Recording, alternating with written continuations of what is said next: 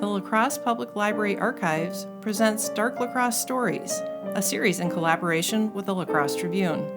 Dark La Crosse is a suite of programs that feature the seedier side of La Crosse history and also include a downtown walking tour, a trolley tour, and an annual stage production with new content each year.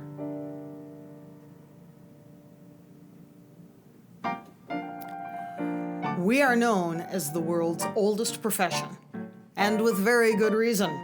For whether we were called harlot or hussy, hooker or trollop, soiled dove or Winchester goose, strumpet, bawd, or courtesan, and whether we were working in a brothel or a stew, a bagnio or a bordello, a candy box or a sporting house, we have been around since the beginning of recorded history. Ladies and gentlemen, my name is Frankie La Salle. I was born in northern Wisconsin in 1854, 13 years after Nathan Myrick established a trading post on Barren Island and became the first white settler in La Crosse. Now, my birth name was Julia Donovan, but as such a moniker does not inspire much in the way of male passion, I changed my name to Frankie LaSalle, moved to La Crosse in 1874 at the relatively old age of 20, and began my career in the St. Nicholas Hotel at 2nd and Pearl Street. Now, as I said, we have been around since the beginning of time, but perhaps our finest moment, the golden age, if you will, of brothels and madams, came in the 19th century with the collision of two powerful historic events: the arrival of the Victorian age and the opening of the American West. Now, I owe a great deal to Queen Victoria, as I was a product of the Victorian era, a period in history rather notable for its rather contrary views of sex. Consider the medical advice of the time. According to the doctor's wisdom of the period, the average healthy male required sex at least once a week to keep his urges at bay, while the average healthy female, at most, once a month. You do the math. As to the money, between 1860 and 1880, the average was $10 to $20 per customer, with about half going to the house, unless you were wealthy. The gold standard for 19th century American bordellos was roughly 300 miles to the south of La Crosse on the levee in Chicago and run by two sisters, Ada and Mina Everley. At its peak around 1905, the Everley Club on Dearborn Street was netting $10,000 a month.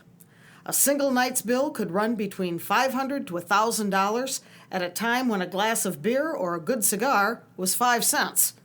$50 was considered the entrance fee.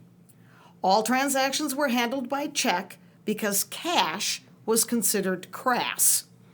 When the client looked over his bank statement, he would find his check endorsed by the Utopia Novelty Company.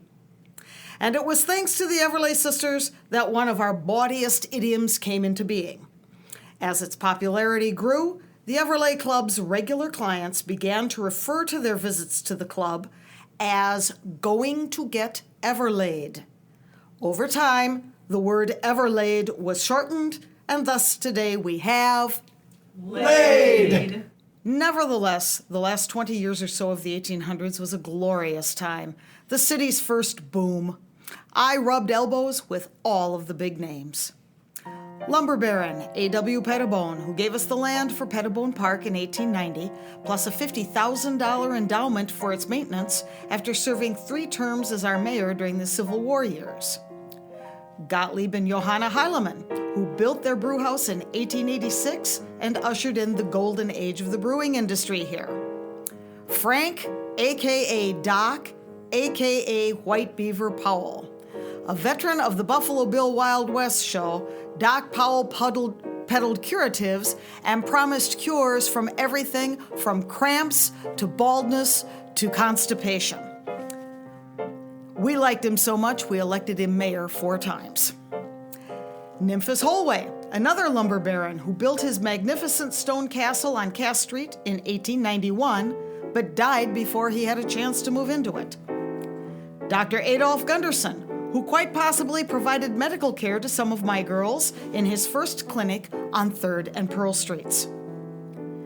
Methodist minister John Salzer, who built the Salzer Seed Catalog Company that by the 1890s was mailing out over 500,000 catalogs a year. Included in their product line, seed sent to Hawaii for growing the grass used to make hula skirts. Joseph Losey, the prominent city attorney and common council member who was such a strong advocate for Oak Grove Cemetery that the Losey Memorial Arch was erected in his memory. And of course, Gideon Hickson, one of the most well-known and enterprising lumbermen on the Upper Mississippi Valley, and his historic home finished in 1881. Now, while these notable gentlemen were making their fortunes, so was I. From 1874 until after the turn of the century, I operated a boarding house at 123 Pearl Street, and never during that time did I ever get convicted and jailed for my activities. My secret? Well, as many of my best customers were well-known professional men of business, including many lawyers and judges, once arrested, I would always demand a trial by jury.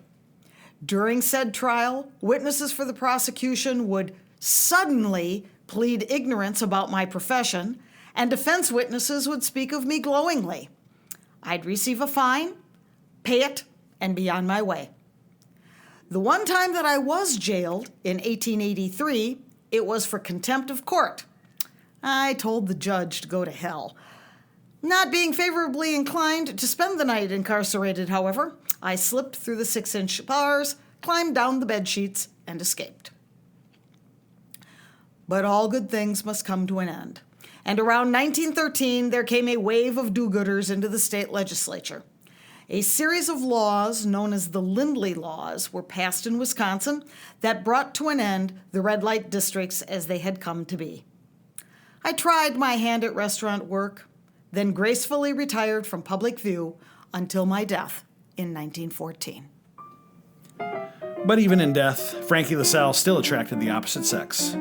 Just about every clergyman in town volunteered to preside over her funeral service, thinking it would be their one chance to address those who they would never see in their own churches. DeForest Dewey of the La Crosse Rescue Mission ended up with the privilege.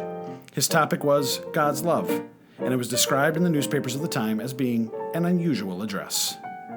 She was buried in an unmarked grave in Oak Grove Cemetery. One other note of interest appeared after her death. It seems that with little fanfare, she donated considerable sums to orphanages and poor families. Despite having made a great deal of money, she had only $3 in her possession at the time of her death. And now I'd like to welcome back in Kelly Krieg-Sigmund, the recently retired director of the La Crosse Public Library and initiator of the idea for the original walking tour, who you just heard from performing as Frankie LaSalle. In 2004, I was approached by the La Crosse County Historical Society and asked if I would be interested in capitalizing on my theater background by doing an historic portrayal of the city's most well-known 19th century madam, Frankie LaSalle, the queen of the La Crosse underworld.